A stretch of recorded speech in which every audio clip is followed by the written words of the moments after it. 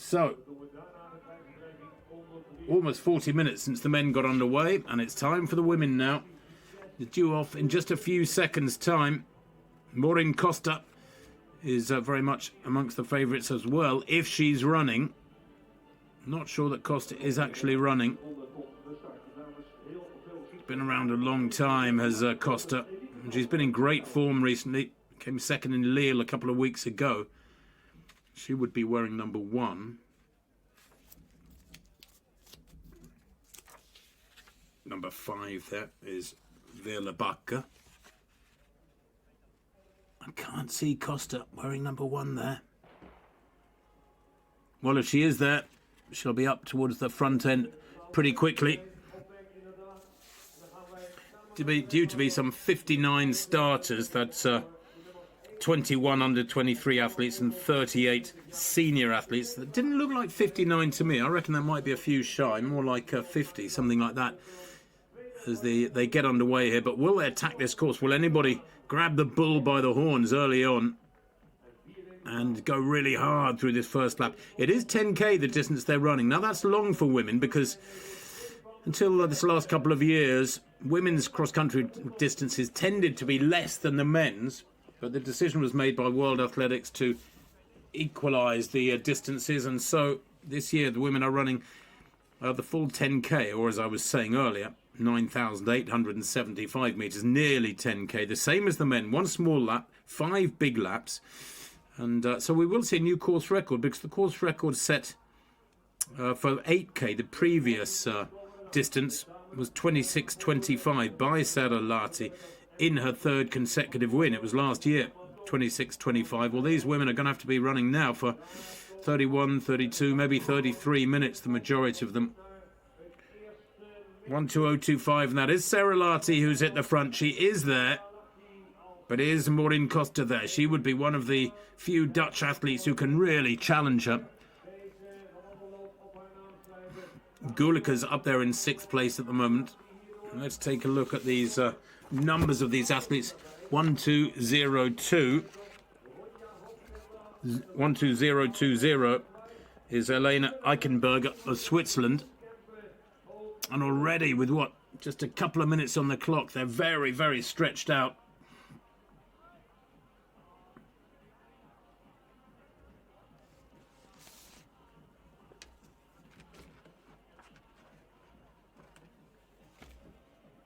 So Lahti then, in those easy spots, sort of fluorescent orange shoes and arm sleeves, cruise along quite comfortably. Nobody really seems keen to push it here, do they? It's about 6 abreast across the front, and that pack, well, it's really big. I know only 2.5 minutes on the clock, but there's about 30, 35 athletes in that front pack, the vast majority of the field, so nobody has gone out really hard here.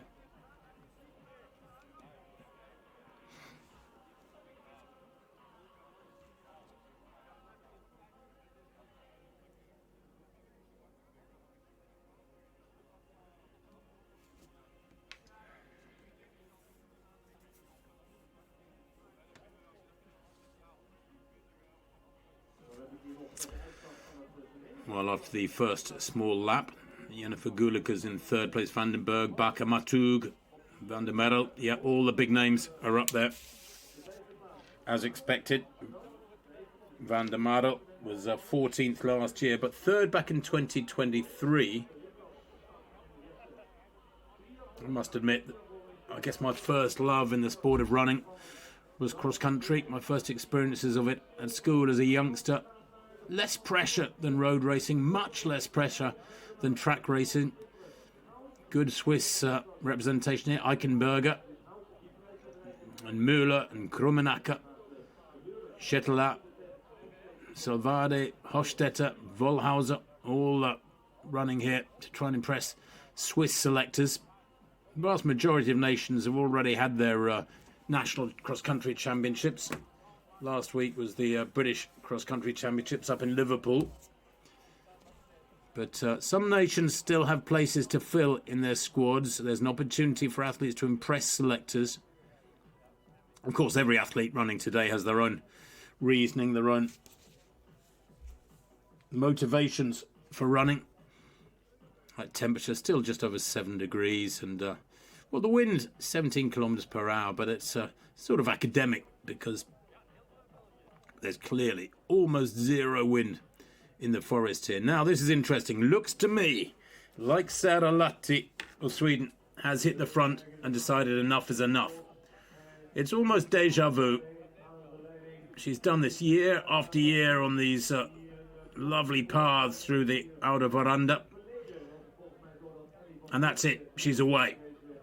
And I cannot see her being caught. Look at that really powerful stride. She's in fine form. She's won here in 2022, 2023 and 2024. And her winning margins over the years. Well, last year she won by 17 seconds. But the year before that, in 2023, she won by over half a minute, 32 seconds. And then back in 2022, she won by 16 seconds. She doesn't muck about. She doesn't take any prisoners. She just gets her head down and goes. And her optimum pace, the speed she can move at, her average tempo, is just significantly better again and again than anybody else at this meeting. Now, if Maureen Costa is not running, that would be a real shame, because she beat Lahti in Lille a couple of weeks ago over 10k on the road. And that would have been a massive challenge to her. I was hoping this would be a big rematch this morning or this afternoon. But Lahti, well, she is in fine form. When she came third in Lille 2 weeks ago in that French 10k on the roads, she ran 30.58, and it was a new national record for Sweden and a personal best for her by 20 seconds. And now, as you can see, with just 6 minutes on the clock, she is tearing away from this pack, and the margin between her and the rest is already enormous, and that's been opened up in the space of about 3 or 4 minutes. Goodness me. That big pack, it's far too tightly bunched. Some of them are holding back, some of them are flat out and hanging on, but some of them should be kicking on and trying to run at an optimum pace instead of just watching Lahti there at the bottom of the picture disappear into the distance.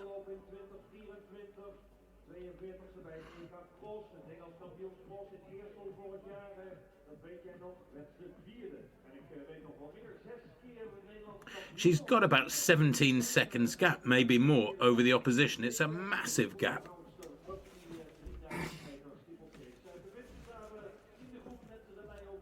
This could be a record-winning margin for Lahti, quite possibly ever, from all the previous editions of this race.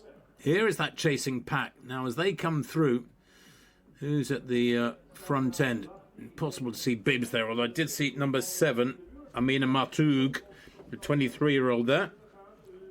She's at college in Washington in the USA. Has raced prolifically this year. Ran in Tokyo, actually, in the 1,500 metres. Went out in the heats back in the middle of September. She is a 4:05 1,500 metre runner, Martoug, so this is a good workout for her.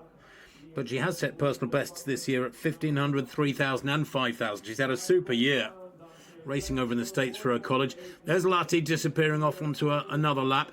7:44 her time after that first of the big laps.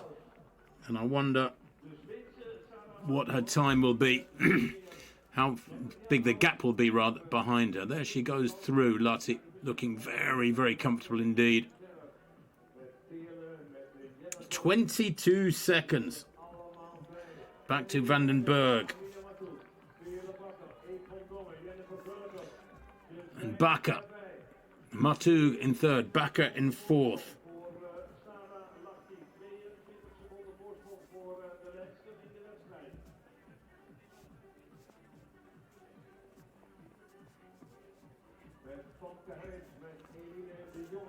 Well, now that pack has split up a little bit more. It's thinning out, isn't it? This is the chasing pack, and it's probably, what, 2, 4, 6, 8, about 9 strong. As you can see, the names of those rolling through the gap. Well, there's only some 15 or 16 of them within half a minute of Lahti, and they've only been running for 9 minutes. Goodness me. Conditions are really good underfoot, and I wonder whether or not this could be a record time for Lahti this morning from her times. Although, as I say, actually, It's been at 8k the distance in previous years. They're running 10k here today. So it will be effectively a course record, the first ever time they've run over 10k. It won't affect Lahti too much. Our winning times in years gone by, last year 26:58. 2 years ago 26:25, and that actually was the course record, the fastest ever over the 8k course. So she's got to add about another 6 minutes to that. So she will be running around 33 minutes here this morning, I suspect.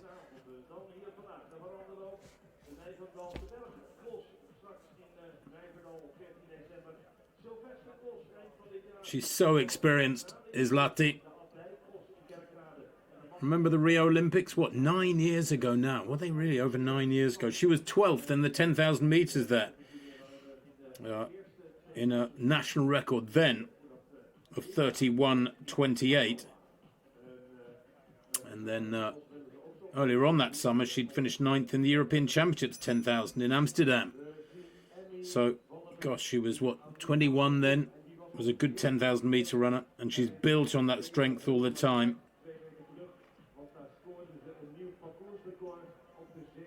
Hasn't really tackled the longer distances though, Lahti. Half marathon and marathon yet to come from her. Here she goes. That blonde ponytail flapping around. Nobody else in sight. And the gap is massive. And we'll see what it is now with, nearly 11 minutes on the clock. When she comes through at the end of this lap, we'll get an idea of what the gap is. But I suspect with the way that she's churning this out, she's got a long, powerful stride. I suspect it will have grown enormously. I mean, it was 22 seconds with less than 8 minutes on the clock after the first big lap. What can it be here? Only 11 minutes on the clock now. And this is more, frankly, barring disaster, of an exhibition run from Sarah Lahti. She went out in the heats, mind you, of the 5,000 metres in Tokyo back in middle of September, excuse me. And her strength is clearly at the longer distances. I'm a bit puzzled why she tried to run the 5,000 metres in the World Championships at the age of 30, when clearly stamina is her strong point. Awkward little section there for Lahti to negotiate, but away she goes.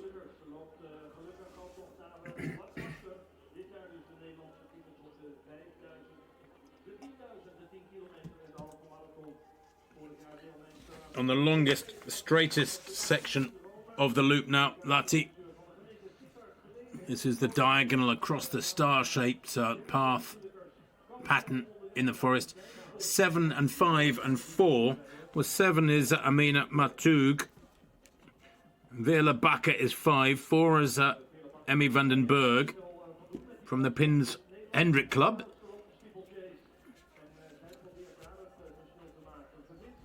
They are in 2nd, 3rd and 4th, but the gap behind Lahti is monstrous. Look at that.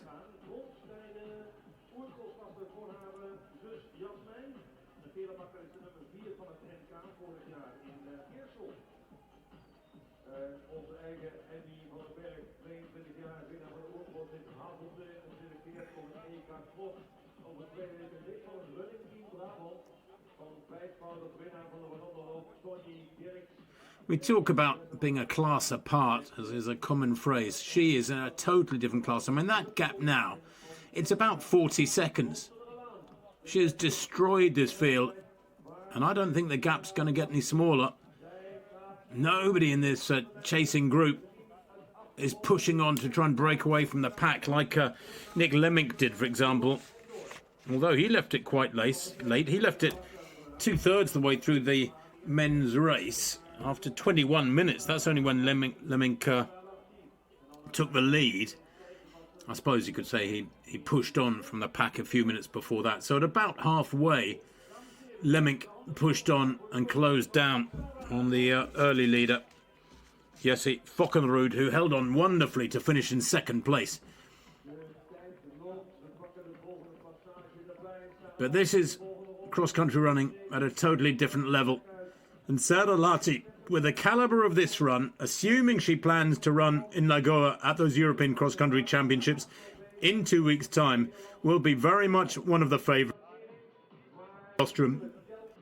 Because there's some good athletes behind her here. The best of the rest is coming through. And it's still Amina Matug. Jennifer Gulikas goes through there. She's just eased into second place. 3 times the national champion. Ran the Nijmegen 15K a couple of weeks ago, did Gulikas. So she's got plenty of strength. There she is, wearing number 3, Gulikas, 31-year-old from the Unitas club in Sittard. When she ran that 15K in Nijmegen, mind you, she was 3 minutes behind the African winner. Well, look at the gap. It is absolutely massive between Lahti and the rest. Over 40 seconds. And there's only 10 or so of them within a minute of her. That's the chasing pack. Just get the impression now they've begun to work a little bit harder and it's breaking down a bit. They've left it very late. I mean, over 15 and a half minutes on the clock. I suspect they were about halfway. Yes, there you can see athletes stringing out who have dropped away from that pack. Remember, only a few minutes ago that pack was about 10 or 12 strong. Now it's down to about 7. And a lot of these athletes going through on their own have got a tough old second half. They're redlining, in effect. If you have to let go from a pack and watch them ease away from you, it's because you are running at your maximum pace and you just cannot hang on any longer to that tempo and go with them. Here's the chasing pack then. Gulikas goes through along with Vela Bacca from the Leiden Athletics Club. And Matug is there as well, wearing 7. 12021 is Cordula Lasaka of Austria. She's going well as well, the 22-year-old.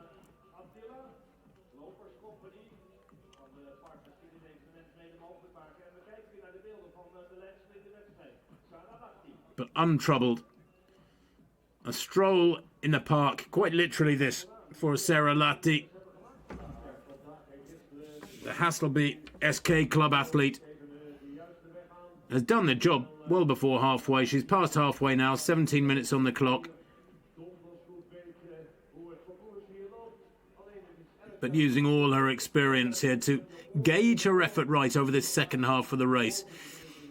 I think that you can say that some coaches would say, right, you've got a big lead, you're in control, you've got to decide and judge correctly how to gauge your effort over this second half of the race. There is possibly not much point in digging really deep and giving a maximal effort and building up a lead that's even more huge. I mean, it's massive already, and it probably will grow. But what I'm saying is, I think Sarah Lahti, excuse me, should just cruise through this second half of the race. Save something for 2 weeks' time for Lagoa, assuming she's going to run there.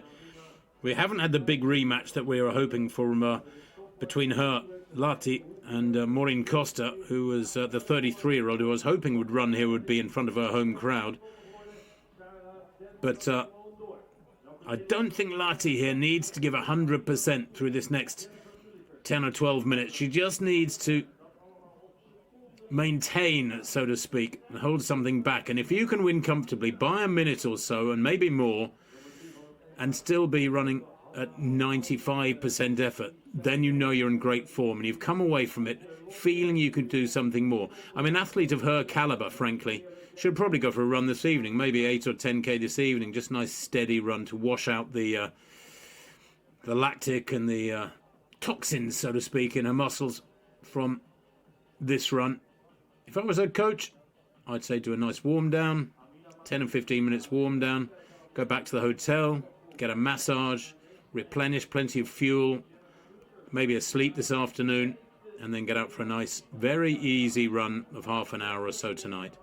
That would be a great day's work from Sarah Lahti with those European Championships now a couple of weeks away. There's the chasing pack. Also there, Emmy van den Berg towards the back of the pack. All the low numbers are there. Gulikas, van den Berg, Bakker, Martug, as we expected. What I didn't expect was Lahti to destroy them so comprehensively in the first third of this race. Nearly 20 minutes on the clock now. Lahti building up her lead towards, I'm sure, almost a minute now. And here is that chasing pack.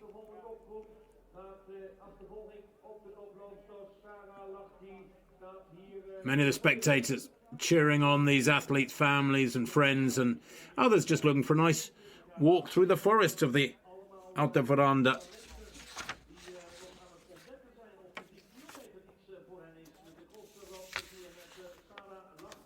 Pack of four then now.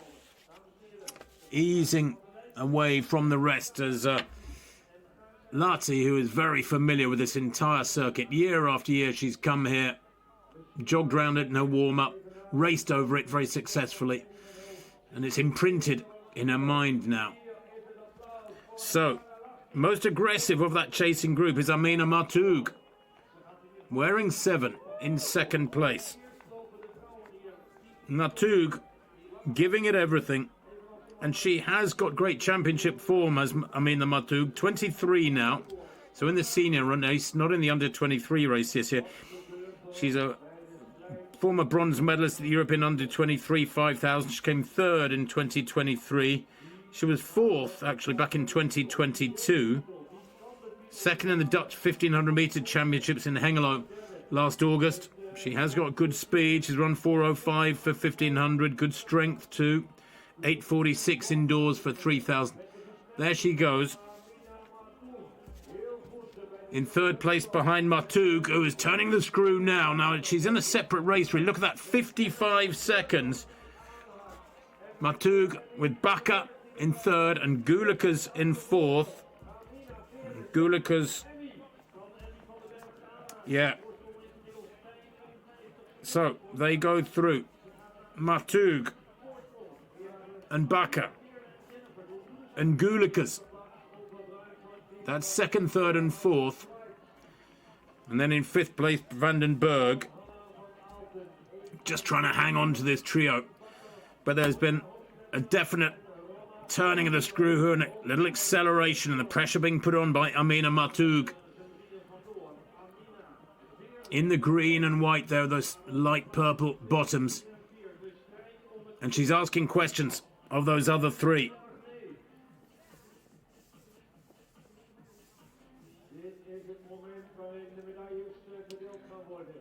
Look at this. Oh, well over a minute. The gap between Lahti after 20 minutes, after 4 of the 6 laps. 1 small lap and 5 big laps, remember. So after 3 of the big laps, with 2 more to come, Lahti well over a minute ahead of the vast majority of this field.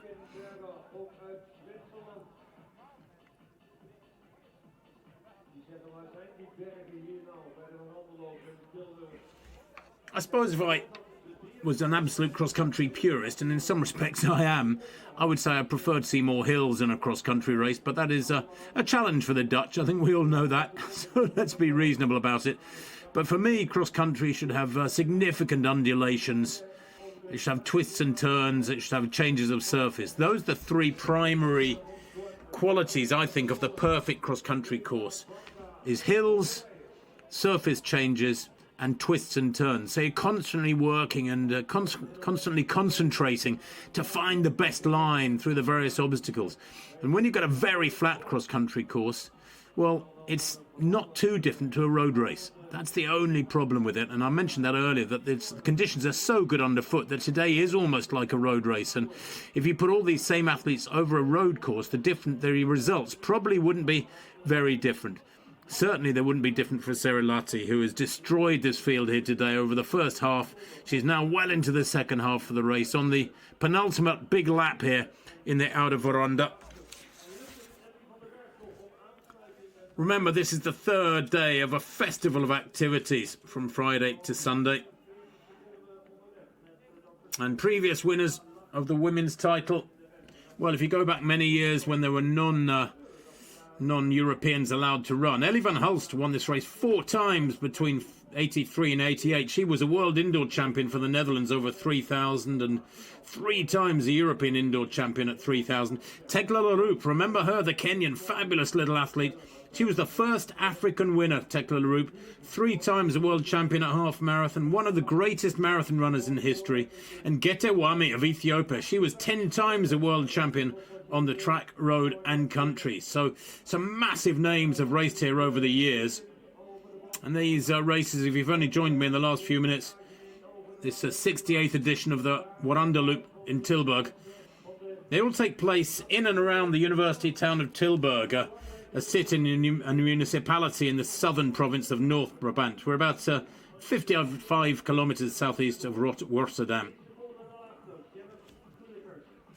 Well, Lahti in glorious isolation, way out in front.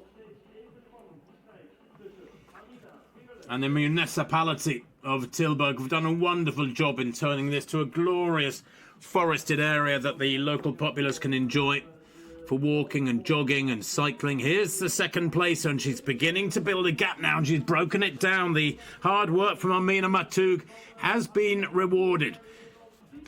She's in second. In third place, Vela Bakker from the Leiden Club, who was 4th here last year. She might be heading for one place better. Vela Bakker, who is 7 times a national champion, actually ran in the German cross-country championships a couple of weeks ago, where she finished in 2nd place in Pforzheim. Vela Bakker, and could be 3rd here today. Won the Dutch steeplechase title back in early August. Good versatile athlete. Went out in the heats of the World Championships in Tokyo in the steeplechase. That was back in the middle of September. But her best time on the roads for 10k, 33:13. This is Vela Bakker in 3rd place there, the 2nd in this shot, because remember, these athletes are about a minute behind Sarah Lahti of Sweden. Great running, though, from Matug, who has been very aggressive here, has learned to race so hard on the American collegiate circuit. They really do want their pound of flesh from you. You get a scholarship to American University. You get a wonderful education, wonderful facilities, wonderful opportunity to move on in life. But my word, do they make you race. Now, if you look at Amina Matug, so here she is in the green and grey. If you look at her racing profile this year, she's done dozens and dozens of races. She goes through. Bakker goes through. Then Jennifer Gulikas in 4th. And in 5th is Emmy van den Berg. With about a lap and a half to go, here comes Sarah Lahti. Still looking very strong indeed. Lovely, symmetrical runner too. Just gets on with it. And I love to see that. I love to see hard racing from the front. Amina Matug building a bigger gap now on Vela Bakker. There's no doubt about that. Here they go. They'll hear the bell this time. Look at the gap. 26:34, and it's 54 seconds. Bakker, 58 seconds down in 3rd. Jennifer Gulikas over a minute down in 4th. And Emmy van den Berg is in 5th place, just over a minute down. Van den Berg, the 23-year-old, was 6th here last year. She's in 5th at the moment, so looking for an improvement. And Fabienne Müller, the best of the rest there. Nearly a minute and a half, though, down on Sarah Lahti. Fabienne Müller, only 20 years old, so big talent, in 6th place. Eve van Dongen of Sweden is also there. 32 years old. She, like Lahti, very experienced. She's in 7th. This is Matug hearing the bell, just a few seconds ahead of her compatriot, Vela Bakker. And only a handful of athletes within a minute of Lahti with a lap to go. 26:34 for Lahti with a lap to run. Remember last year her winning time 26:58. So yes, the additional lap of 1,875 metres, almost 2 kilometres, will involve about another 6 minutes of running for Sarah Lahti. So she'll be coming home in around 32.5 minutes, I would think. And now beginning to lap athletes. 39, that's a Judith Schmalbrak, 21-year-old, who's moving well here, but not at the speed of Lahti, the Swede.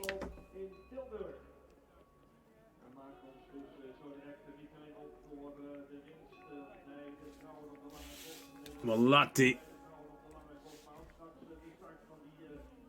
looking so strong. I suspect will have got everything out of this race that she wants today. A good hard run out. She probably expected to win.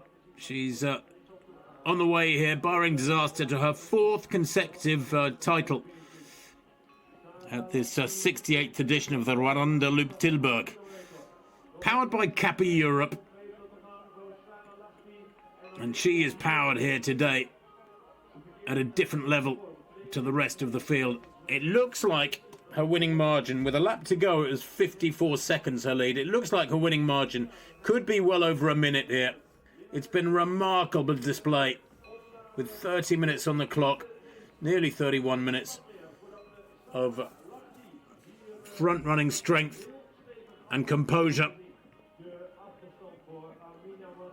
Of course, come the European cross-country championships, things could be very different. I don't know if Sifan Hassan is planning to run, or indeed some of the other major names from Europe. And you get the impression, to be really frank, that the strength of the opposition here up against Lahti is not of the very highest order. I think there are many, many European athletes from other nations, 1 or 2 Brits as well, who could fill the gap behind Lahti, between her and the opposition. They're all giving 101%, of course, these runners today, but to win a cross-country of this nature, and it is a long course, 10k is still unusual for women, but to win a cross-country of this nature by a minute or more suggests that you're not only a class apart, but that come a major international championships like the Europeans in Lagoa in 2 weeks' time, she'll have a tougher race on her hands. I'd love to see her take gold there, Lahti, because she supports this meeting year after year, runs wonderfully. And if she gets her preparation right for Lagoa, and that is critical, it's so easy to get things a little bit wrong. She gets her preparation right for Lagoa, then she will be very much one of the favourites, and I suspect capable of taking gold. Well, she's built up a good gap, Matoug. Amina Matoug of the Netherlands, who's done so much racing this year, the 23-year-old, at university in the USA. I suspect she's come back from the USA for this race. She's a great 1,500-metre runner. Good at 3,000 and 5,000, set personal best at all those distances this year. She's run 2:03 for 800. She's got pretty good speed as well. 15:22 for 5,000. That's where she probably needs to work. Speaking of work, she's done all the work here today, Sarah Lahti. She has destroyed this field. It's been a truly dominant run. Watch the time, because it's going to be very, very special indeed here from Sarah Lahti. She crosses the line now in 33:10. Quite magnificent from Lahti. It is, some 7 minutes or so longer than her winning time last year over 8k. Last year she ran 26:58. Okay, so 26:58, call it 27 minutes. About 6 minutes longer than her run last year, but almost 10k the full distance today. And Lahti will have a big gap behind her, but Amina Matoug, it's been a brilliant run from the athlete who attends Washington University in the USA. Here she comes now. And the gap, well, she has closed it. I think maybe Lahti eased off on the final lap.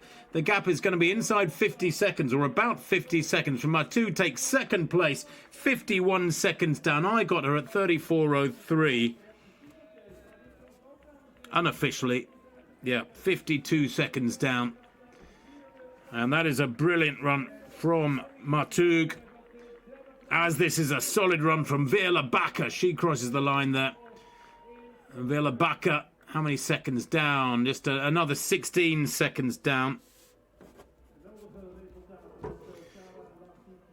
And Emmy van den Berg, just 4 seconds behind her in fourth. Jennifer Gulikas, another 5 seconds back. Good running from those athletes. They had to put up with that big surge from Matoug towards the latter stages, and they worked so hard to go with her, each and every one of them. A little bit isolated, but they will have worked very, very hard. They'll know they've been in a tough race today, and ironically, probably the most comfortable of them through the second half of the race is this athlete, Sara Lahti, operating at quite a different level as she comes into the home straight and crosses the line there.